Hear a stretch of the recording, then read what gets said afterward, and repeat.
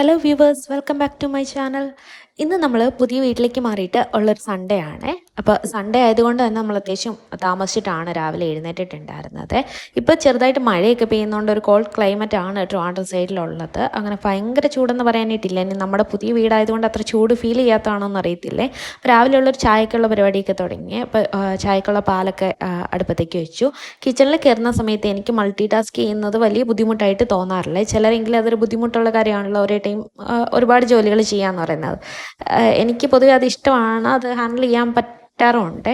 അതുകൊണ്ട് തന്നെ ഈ വീഡിയോയിൽ കാണുന്ന വിഷ്വൽസൊക്കെ കണ്ടിന്യൂറ്റി ചിലപ്പോൾ കുറവായിരിക്കും, കാര്യം ഒരേ സമയം പല പണികളിലേക്ക് പോകുന്നതുകൊണ്ട്. അങ്ങനെ പാലൊക്കെ അടുപ്പത്ത് വെച്ചിട്ട് നമ്മൾ രാവിലെ അപ്പം ഉണ്ടാക്കാമെന്ന് വിചാരിച്ചത്. അപ്പോൾ ഡബിൾ ഹൗസിൻ്റെ ഇൻസ്റ്റൻറ്റ് പാലപ്പം മിക്സാണ് ഞാൻ യൂസ് ചെയ്യുന്നത്. അതിനകത്തേക്ക് ഞാൻ കുറച്ച് തേങ്ങയും ചേർക്കും, അതുപോലെ തന്നെ കുറച്ച് പാലും കൂടെ മിക്സ് ചെയ്യും. അപ്പോൾ കുറച്ചും കൂടെ ടേസ്റ്റ് കൂടും. ഇതൊന്നും ഇല്ലെങ്കിലും വെറുതെ ഉപ്പിട്ട് അരച്ച് വെച്ചിട്ടുണ്ടെങ്കിൽ ഇതിന് അത്യാവശ്യം നല്ല ടേസ്റ്റ് തന്നെയാണ്.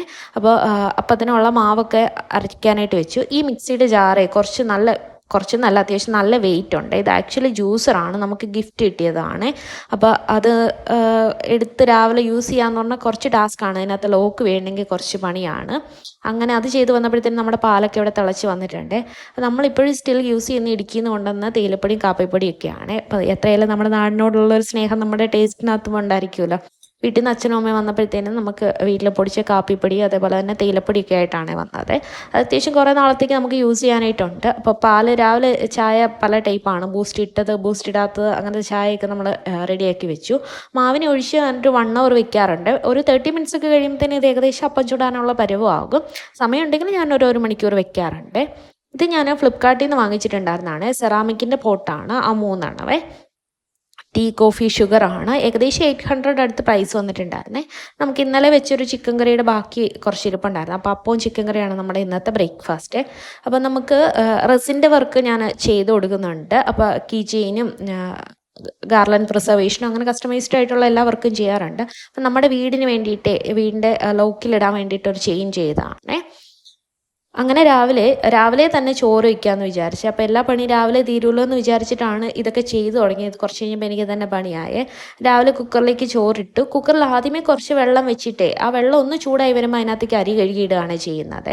ഇത് മാലിമുളകാണ്, നമ്മുടെ തൊട്ടപ്പുറത്തെ വീട്ടിൽ നിന്ന് വന്നതാണ്. അപ്പോൾ അത് ഞാൻ വിചാരിച്ചു അത് ഉണങ്ങി വെക്കുകയാണെങ്കിൽ പാകി കിളിപ്പിക്കാമെന്ന്.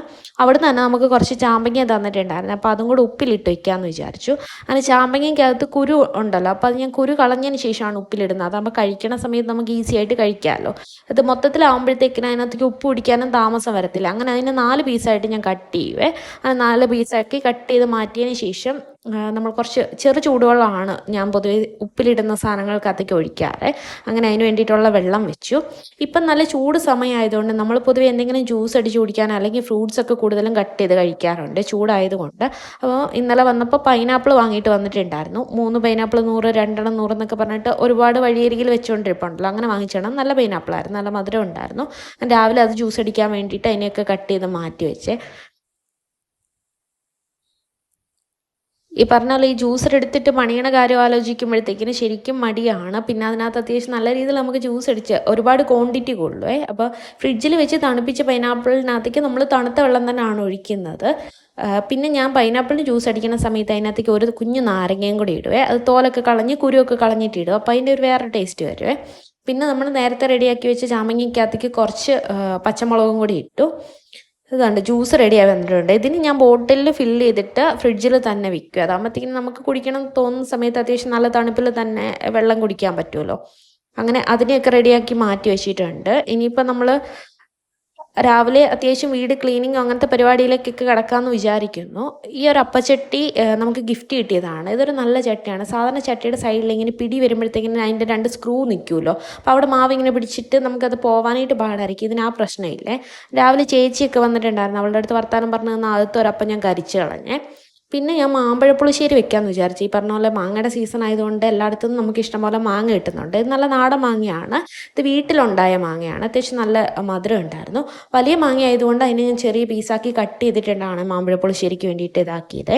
നമ്മുടെയൊക്കെ അവിടെ ചെയ്യുന്നത് കാനമാങ്ങയുണ്ട്, ചെറിയ മാങ്ങ. ആ മാങ്ങ വെച്ചിട്ടാണ് കൂടുതൽ മാമ്പഴപ്പുളിശ്ശേരി ഉണ്ടാക്കുന്നത്. അത് ചെറിയ മാങ്ങ ആയതുകൊണ്ട് തോല് പൊളിച്ചിട്ട് ആ മാങ്ങ ഫുള്ളായിട്ട് അങ്ങനെ തന്നെ ഇടുമായിരുന്നേ. അപ്പോൾ കൊച്ചിലെ കൂടുതലും വെക്കേഷൻ ടൈമിലൊക്കെയാണല്ലോ മാങ്ങ സീസൺ. അപ്പോൾ ഈ കാനമാങ്ങ ഒക്കെ നമ്മളിങ്ങനെ പെറുക്കാൻ പോകുമായിരുന്നു. ഇതിപ്പം നല്ല വലിയ മാങ്ങ ആയതുകൊണ്ട് മുഴുവനത്തോടെ ഇടുക എന്ന് പറഞ്ഞിട്ടുണ്ടെങ്കിൽ അത് കഴിക്കാനായിട്ട് പാടായിരിക്കും. പിന്നെ നമുക്കത് പാത്രത്തിൽ വെക്കാനായിട്ടും കുറച്ച് പാടായിരിക്കും. അങ്ങനെ മാങ്ങയൊക്കെ വൃത്തിയാക്കി വെച്ചു. ഞാൻ ഓരോരോ പണികളിങ്ങനെ അടുപ്പിച്ച് വെച്ചിട്ട് ലാസ്റ്റാണ് കുക്കിങ്ങിലേക്ക് കിടക്കുന്നത്. നമുക്ക് പാലുകാച്ചിനൊരു കോഫി മെഷീൻ ഗിഫ്റ്റ് കിട്ടിയിട്ടുണ്ടായിരുന്നേ. അപ്പോൾ അതിൻ്റെ ഫങ്ഷനിങ്ങും കൂടെ നോക്കുകയാണ്. നേരത്തെ ഒരു ദിവസം ഞാൻ വർക്ക് ചെയ്യിപ്പിച്ച് നോക്കിയപ്പോൾ അതിനകത്തുനിന്ന് കോഫി വരണുണ്ടായിരുന്നില്ല. അപ്പോൾ അതൊന്നും കൂടെ സൺഡേ അല്ലേ റിലാക്സ് ചെയ്ത് നോക്കാമെന്ന് വിചാരിച്ചു. അങ്ങനെ അതിനെയൊക്കെ ഓണാക്കി വെച്ച് നമ്മൾ ചുറ്റും നിൽക്കുകയാണ് ഇപ്പോൾ ഒരു എന്ന് വിചാരിച്ചിട്ട് ഒരു 3-4 മിനിറ്റിനകത്ത് കോഫി വരാൻ തുടങ്ങി. അത് 1-2 തുള്ളിയായിട്ടാണ് ആദ്യമേ വന്നത്. കുറച്ച് കഴിഞ്ഞപ്പോൾ കുറച്ച് സ്പീഡിൽ വന്നു. നല്ല കോഫിയായിരുന്നു. മിക്സായി വന്നത് കോഫി എന്ന് പറയാൻ വെള്ളവും ഇത് ഒഴിച്ച് അത്യാവശ്യം നല്ലതായിട്ട് തന്നെ വന്നു. നമ്മൾ വേറെ ഷുഗറൊന്നും ആഡ് ചെയ്തിട്ടുണ്ടായിരുന്നില്ലേ. അങ്ങനെ മാമ്പഴപ്പുളിശ്ശേരിക്ക് വേണ്ടിയിട്ടുള്ള തേങ്ങയൊക്കെ അരച്ചുകൊണ്ടിരിക്കുകയാണ്. തേങ്ങയും ജീരകം വെളുത്തുള്ളിയും കുറച്ച് മഞ്ഞൾപ്പൊടിയും കൂടിയാണ് ഞാൻ അരയ്ക്കുന്നത്. അങ്ങനെ അതിനെ അരച്ച് റെഡിയാക്കി വെച്ചു. അപ്പോഴത്തേനും നമ്മുടെ കോഫി റെഡി ആയിട്ട് വന്നിട്ടുണ്ട്. കോഫിയൊക്കെ കുടിച്ച് കുറച്ചൊന്ന് റിലാക്സ് ചെയ്തിരുന്നപ്പോഴത്തേക്കിനും ചേച്ചിയും ചേട്ടനും വന്നിട്ടുണ്ടായിരുന്നു. അവരവരുടെ വീട്ടിൽ നിന്ന് വന്നപ്പോഴത്തേന് ചക്ക കൊണ്ടുവന്നേ, പച്ചച്ചക്ക മുറിച്ച് കഴിക്കാൻ വേണ്ടിയിട്ട്. പിന്നെ ചക്കയൊക്കെ കൊണ്ട് നമുക്ക് അപ്പം തന്നെ മുറിച്ച് നോക്കണമല്ലോ. അങ്ങനെ ചക്ക മുറിച്ച് നമ്മൾ കഴിക്കാൻ തുടങ്ങിയപ്പോഴത്തേക്കും നമ്മുടെ പ്ലാനൊക്കെ മാറിയേ. അതായത് അപ്പോൾ പുറത്ത് പോകാമെന്ന് വിചാരിച്ചു. അങ്ങനെ നമ്മൾ പെട്ടെന്ന് തന്നെ റെഡിയായി. അതുവരെ ചെയ്ത എല്ലാ ജോലികളും ഫ്രിഡ്ജ് കയറ്റിയിട്ട് നമ്മൾ അന്നേരം പുറപ്പെട്ട് നമ്മൾ കാട്ടാക്കട വരെ പോവാണ്. അമ്പൂരി എന്ന് പറഞ്ഞ സ്ഥലത്താണ് പോണത്. കാട്ടാക്കട ആ ഭാഗത്തേക്ക് ചെല്ലുമ്പോഴത്തേക്കിന് സിറ്റി എന്നുള്ളതിൽ നിന്നൊരു വ്യത്യസ്തമാണ്. ട്രിവാൻഡ്രത്തിൻ്റെ ഒരു ഇത് നോക്കുകയാണെന്നുണ്ടെങ്കിൽ അതിൽ നിന്ന് എൻ്റയർലി ഡിഫറെൻ്റ് ആയിട്ടുള്ള ഒരു അറ്റ്മോസ്ഫിയറാണ്. ഒരു കാട്ടാക്കട, നെടുമങ്ങാട്, അമ്പൂരി ആ ഭാഗത്തേക്കൊക്കെ പോകുമ്പോഴത്തേക്കിന് പൊതുവേ നമ്മൾ ഇടുക്കിക്കാരായതുകൊണ്ട് ഇടുക്കിയുടെ ഒരു വൈബും അത്യാവശ്യം നല്ല രീതിയിൽ ഫീൽ ചെയ്യാറുണ്ട്. അവിടെ ചെന്നപ്പോഴത്തേക്കിന് ഒരുപാട് നൊസ്റ്റാൾജിയ വന്നത്. അതായത് നമ്മുടെ നാട്ടിലെ പല പല വീടുകൾ പോലെ റബ്ബർ തോട്ടം, അതേപോലെ തന്നെ പൈനാപ്പിൾ തോട്ടം, അങ്ങനത്തെ ഒരു നാട്ടുമ്പുറം ഏരിയ ആയിരുന്നു. അതുകൊണ്ട് അത്യാവശ്യം വയൽ, പാടം, മല, കുന്ന് എല്ലാം ഉണ്ടായിരുന്നു. അപ്പോൾ അത് കുറേ നേരം ഞാൻ വീഡിയോസ് ഇങ്ങനെ പകർത്തി എടുത്തിട്ടുണ്ടായിരുന്നു. കാര്യം നമ്മുടെ നാട് പോലെ ഫീൽ ചെയ്യുന്നൊരു സ്ഥലത്ത് ചെല്ലുമ്പോൾ നമുക്ക് ഒരുപാട് ഓർമ്മകൾ വരുമല്ലോ. ഇത് നമ്മൾ അവിടെ ഒരു ക്ഷേത്രത്തിൽ പോയിട്ടുണ്ടായിരുന്നു. അതൊരു കാടിൻ്റെ നടുക്കാണ് ആ ക്ഷേത്രം. ഇങ്ങനെ മലദേവതകളെയൊക്കെ പൂജിക്കുന്ന ഒരു ക്ഷേത്രമാണ്. അപ്പോൾ അവിടെ പോയപ്പോഴത്തേന് ഇതുണ്ട്, ശീമച്ചക്ക എന്നാണ് ഇവിടെ പറയുന്നത്. നമ്മുടെ അവിടുത്തെ കടച്ചക്കയാണ്. കടച്ചക്ക മരമൊക്കെ ഉണ്ടായിരുന്നു. ഇതൊക്കെ ചെറിയ പാത്തികൾ നമ്മുടെ അവിടെയൊക്കെ പറയും. അതായത് പാറയിൽ കൂടെ ഇങ്ങനെ വെള്ളം ഒഴുകി വരത്തില്ലേ, അങ്ങനത്തെ ഇതൊക്കെ ഉണ്ടായിരുന്നു. നമ്മൾ ക്ഷേത്രത്തിൽ ചെന്ന് തൊഴുത് കുറേ നേരം അവിടെ നിന്നതിന് ശേഷമാണ് ഈ പോന്നിട്ടുണ്ടായിരുന്നത്. ക്ഷേത്രത്തിൻ്റെ വൈബ് അത്യാവശ്യം നല്ലതാണ്. ഈ കാടൊക്കെ ആയതുകൊണ്ട് പിന്നെ അത്യാവശ്യം നല്ല ചൂടുണ്ടായിരുന്നു കാടാണെങ്കിലും. ഇത് അതിനകത്തുള്ളൊരു കുളമാണ്, ക്ഷേത്രത്തിനകത്ത് തന്നെ ഉള്ളതാണ്. അവിടെയൊക്കെ നല്ല രസമുണ്ട് കാണാൻ വേണ്ടിയിട്ട്. അങ്ങനെ അവിടെ ഏകദേശം നട അടയ്ക്കാനായിട്ടുണ്ടായിരുന്നു നമ്മൾ ചെന്ന സമയത്ത്. പിന്നെ പെട്ടെന്ന് തന്നെ തൊഴുത് നമ്മൾ പ്രസാദമൊക്കെ വാങ്ങിച്ച് അതിൽ കൂടെ ഒന്ന് കറങ്ങിയതിന് ശേഷമാണ് നമ്മൾ പിന്നെ തിരിച്ച് വന്നത്. അവിടെ നമുക്കറിയാവുന്ന ഒരു പരിചയത്തിലുള്ള വീടുണ്ടായിരുന്നു. അവിടെ എല്ലായിടത്തും ഈ റംബൂട്ടാൻ ഇഷ്ടം പോലെയുണ്ട്. മിക്കതിലും നിറയെ കായകളുണ്ട്. പഴുക്കുന്ന സമയമാവുന്നുള്ളൂ എന്ന് തോന്നുന്നു. ഇപ്പോൾ കായ്ച്ചതേ ഉള്ളേ. അതുപോലെ തന്നെ നല്ല നാടൻ പേരയ്ക്കൊക്കെ കിടപ്പുണ്ട്. ജാതിക്കയുണ്ട്. ഇതൊക്കെ ട്രിവാൻഡ്രത്ത് ഭയങ്കര റെയറായിട്ട് കാണാൻ പറ്റുന്നതാണ്. എനിക്ക് തോന്നുന്നു ആ ഏരിയയിലൊക്കെ മാത്രമേ ഉള്ളൂ എന്ന് തോന്നുന്നു ഇങ്ങനത്തെ ജാതിക്കയൊക്കെ. ഞാൻ പറഞ്ഞില്ല, നമുക്ക് പരിചയത്തിലുള്ളൊരു വീട് അവിടെ ഉണ്ടായിരുന്നേ. അപ്പോൾ അവരുടെ വീട്ടിൽ ചെന്നപ്പോഴത്തേനും അവരുടെ വീട്ടിൽ നിന്ന് പറിച്ച് നിറയെ മാങ്ങ ഇങ്ങനെ കവറിലാക്കി വെച്ചേക്കായിരുന്നു. നമ്മൾ കുറേ മാങ്ങകൾ കഴിച്ചേ. ഇതുണ്ട് ജാതിക്ക. നമ്മുടെ അവിടെയൊക്കെ പൊതുവെ ഇങ്ങനെ ഉണങ്ങാൻ വെക്കാറുണ്ട്. കുഞ്ഞു പിള്ളേർക്ക് എന്തെങ്കിലും വയറിന് പ്രശ്നമൊക്കെ വരുമ്പോഴും വലിയ ആൾക്കാർക്കും കഴിക്കാം. അങ്ങനെയൊക്കെ ജാതിക്കയുടെ തൊണ്ടൊക്കെ നമ്മൾ ഉരച്ച് കഴിക്കുമല്ലോ. ഇത് വെറ്റക്കൊടിയാണ്. അത് നമ്മുടെ വീട്ടിലുണ്ട്, ഇടുക്കിയിലൊക്കെ ഉണ്ട്. ഇവിടെയൊക്കെ അത് റെയറായിട്ട് കണ്ടുകൊണ്ട് ഞാൻ ജസ്റ്റ് വീഡിയോ എടുത്താണ്. അവിടെ ഒട്ടുമിക്ക എല്ലാ സാധനവും ഉണ്ട്. ഇതൊക്കെ കുരുമുളകൊക്കെയാണ്. പറഞ്ഞാൽ വലിയ മരങ്ങൾ, നിറയെ മരവും ചെമ്പരത്തിയും അങ്ങനെയൊക്കെ ആയിട്ട് ഈ പറഞ്ഞ പോലെ ട്രിവാൻഡ്രത്തിൻ്റെ ഒരു ഭാഗമാണെന്ന് തോന്നത്തില്ലാത്ത രീതിയിലുള്ളൊരു ഏരിയ ആണ് ഇത്. അമ്പൂരിയാണ് പ്രോപ്പർ ലൊക്കേഷൻ വരുന്നത്. അങ്ങനെ അതിൽ കൂടെ നമ്മൾ കുറേ നേരം കറങ്ങി. ജനിച്ച് വളർന്ന സ്ഥലത്തുനിന്ന് മാറിയിരിക്കുമ്പോൾ എന്തൊക്കെ കാര്യങ്ങൾ മിസ് ചെയ്യുക അല്ലേ. നമ്മുടെ വീട്ടിലൊക്കെ ചുമ്മാ ആർക്കും വേണ്ടാതെ കിടക്കുന്നതാണ് ഈ ചെമ്പരത്തി എന്ന് പറഞ്ഞത്. ഇവിടെ വന്ന് കണ്ടപ്പോഴത്തേക്കിനും അതിനകത്തൊരു നൊസ്റ്റാൾജിയ അടിച്ചേ. കാരണം നമ്മുടെ ഇവിടെയൊക്കെ കൂടുതലും വേലുകൾ തിരിക്കാൻ വേണ്ടിയിട്ട് ചെമ്പരത്തിയാണല്ലോ കുത്തി വയ്ക്കുന്നത്. അപ്പോൾ ചെമ്പരത്തി വേലുകളൊക്കെ ഒരുപാടുള്ളതുകൊണ്ട് പല ടൈപ്പ് ചെമ്പരത്തി പൂക്കളൊക്കെ കാണുമല്ലോ. നമ്മളൊക്കെ കൊച്ചിലെ താളിയരക്കിലായിരുന്നു വെക്കേഷൻ ടൈമിൽ ഏറ്റവും മെയിൻ ആയിട്ടുള്ള ഒരു പരിപാടിയാണ്. അപ്പോൾ അതൊക്കെ കണ്ടപ്പോഴത്തേക്കിനും ഒരിത് തോന്നി. അതിനുശേഷം നമ്മൾ മായം എന്ന് പറഞ്ഞിട്ടുള്ള ഒരു സ്ഥലത്ത് പോവാണ്. അതൊരു പുഴയാണ്. അപ്പോൾ അങ്ങോട്ടേക്ക് പോകാൻ വേണ്ടിയിട്ട് കുറച്ചൊരു മൺ റോഡായിരുന്നു. അവിടുന്ന് ഒരു ഷോർട്ട് കട്ടായിരുന്നേ. അപ്പോൾ അതിലേക്ക് പോയ സമയത്ത് ഈ പറഞ്ഞാൽ നമ്മുടെ അവിടുത്തെ അഞ്ചുരുളിയൊക്കെ കാണുന്ന പോലെ തന്നെ അത്യാവശ്യം നല്ലൊരു ഭംഗിയുള്ള സ്ഥലമായിരുന്നു. ഫുൾ കാടായിരുന്നേ. അപ്പോൾ കാട്ടിൽ നിന്ന് ഇങ്ങനെ നോക്കുമ്പോഴത്തേക്കിനും അവിടെ വലിയ മലയും ഇതൊക്കെയുണ്ട്. നമ്മൾ പോയ സമയത്തൊരു പാലം ഉണ്ടായിരുന്നു. അപ്പോൾ ആ പാലത്തിൽ ജസ്റ്റ് ഒന്ന് നിർത്തി നമ്മൾ വീഡിയോ എടുത്താണ്. അഞ്ചുരുളി ആറ് പോലെയൊക്കെ തോന്നുന്നൊരു പുഴയാണ്. മേ ബി ഇതിൻ്റെ ബാക്കിയായിരിക്കും മായ എന്ന് പറഞ്ഞ പുഴയിലുള്ളത്. അവിടെ ആകുമ്പോഴത്തേനും നമുക്ക് ഇറങ്ങാനായിട്ട് പറ്റും. ഇവിടെ പാലത്ത് നിന്നിട്ടുള്ള ഒരു വ്യൂ ആണ് ഇത്. അപ്പോൾ അവിടെ ഒരുപാട് ആളുകൾ വന്നു പോകുന്നുണ്ട്. അത്യാവശ്യം കുഞ്ഞു കുഞ്ഞു 1-2 കടകളൊക്കെ ഉണ്ട്. നമുക്ക് എന്തെങ്കിലും ഐസ്ക്രീം കഴിക്കണമെങ്കിൽ ഉപ്പിലിട്ട സാധനങ്ങളൊക്കെ വെച്ചുകൊണ്ടിരിക്കുന്നത്. ഇതിൻ്റെ താഴെ ഭാഗത്തായിട്ട് ഇങ്ങനെയുള്ള ഒരു ഹോട്ടലുണ്ട്. അവിടെ എന്തൊക്കെയോ ഫുഡൊക്കെ ഉണ്ടെന്ന് തോന്നുന്നു. അത് ഈ പുഴയുടെ തീരത്തായിട്ടാണ് ആ ഒരു ഹോട്ടൽ ഇരിക്കുന്നത്. അങ്ങനെ നമ്മൾ യാത്ര ചെയ്ത് മായത്തെത്തിയ ഇതാണ് മായങ്കടവ്. ഇവിടെ ഒരുപാട് ആളുകൾ വന്നിട്ട് ഉള്ളിലേക്ക് ഇറങ്ങുന്നില്ല, സൈഡിലൊക്കെ ആയിട്ട് നിന്നിട്ട് കുളിക്കുന്നു, എൻജോയ് ചെയ്യാനായിട്ട് വന്ന ഒരുപാട് പേരുണ്ട്. അവിടെ ഒരു കടയുണ്ട്. അവിടെ നമുക്ക് എന്തെങ്കിലും ഫുഡൊക്കെ വേണമെന്നുണ്ടെങ്കിൽ കഴിക്കാൻ പറ്റും. അത്യാവശ്യം കുഞ്ഞു കുഞ്ഞു സ്നാക്സിൻ്റെ ഐറ്റംസ് കിട്ടും. അതേപോലെ തന്നെ നമ്മളവിടുന്ന് സോഡ ലൈമൊക്കെ കുടിച്ച് അങ്ങനെ അവിടുന്ന് തിരിച്ച് വന്ന വഴിക്ക് നമ്മൾ കുറച്ച് അത്യാവശ്യം ഒരു 1 hour നമ്മളവിടെ സ്പെൻഡ് ചെയ്തിട്ടുണ്ടായിരുന്നു. അവിടുന്ന് തിരിച്ച് നമ്മൾ ടാറ്റ ബൈ ബൈ പറഞ്ഞ് പോരുകയാണ്. പറഞ്ഞ പോലെ സൺഡേ ആയതുകൊണ്ട് തന്നെ എല്ലായിടത്തും അത്യാവശ്യം തിരക്കുകളൊക്കെ ഉണ്ടായിരുന്നേ. അപ്പോൾ അവിടുന്ന് വന്ന സമയത്ത് നമ്മൾ വഴി തെറ്റി നെയ്യാറിൻ്റെ സൈഡിൽ കൂടെ ഒന്ന് പോയിട്ടുണ്ടായിരുന്നു. അവിടെ ഇറങ്ങിയൊന്നുമില്ല. ചെറുതായിട്ട് മഴയൊക്കെ പെയ്യാൻ തുടങ്ങിയിട്ടുണ്ടായിരുന്നു. ചെറിയ ചാറ്റൽ മഴയായിരുന്നു, ജസ്റ്റ് വെയിലും മഴയും കൂടെ കൂടിയിട്ടായിരുന്നു. അങ്ങനെ നമ്മൾ കട്ടക്കട വിസ്മയിൽ വന്നേ ഫുഡ് കഴിക്കാൻ വേണ്ടിയിട്ട്. അപ്പോൾ അവിടെ ഇങ്ങനെ കുറേ പക്ഷികളെയൊക്കെ ഇട്ട് വെച്ചിട്ടുണ്ട്. വെറൈറ്റി പക്ഷികളാണ്. യമു ഉണ്ട്, പിന്നെ പാരറ്റിൻ്റെ വെറൈറ്റി ഉണ്ട്, പ്രാവുണ്ട്, അങ്ങനത്തെ കുറേ ഐറ്റംസ് ഒക്കെ ഉണ്ട്. പിള്ളേരെയൊക്കെ ആയിട്ട് വരുന്നവർക്ക് ജസ്റ്റ് ഒന്ന് എൻ്റർടൈൻ ചെയ്യാനായിട്ട് ആ രീതിയിലായിരിക്കും അവർ ഉദ്ദേശിച്ചേക്കുന്നത്. അങ്ങനെ കുറേ പക്ഷികളൊക്കെ അവിടെയുണ്ട്. പിന്നെ പിള്ളേർക്ക് കളിക്കാൻ പറ്റുന്ന ചെറിയൊരു പ്ലേ ഏരിയ കാര്യങ്ങളൊക്കെ ഉണ്ട്. ഇപ്പോൾ കിഡ്സിനെയായിട്ട് വരുന്ന സമയത്താണല്ലോ ഏറ്റവും കൂടുതൽ പേരൻസ് സ്ട്രഗിൾ ചെയ്യുന്നത്. അപ്പോൾ അവരെ ഒന്ന് എൻ്റർടൈൻ ചെയ്യിക്കാനായിട്ട് ഇതൊക്കെ നല്ല ഐഡിയ ആണ്. ചെറിയൊരു ഊഞ്ഞാലും അങ്ങനത്തെ ഇതൊക്കെയാണ് അവിടെ ഉള്ളത്.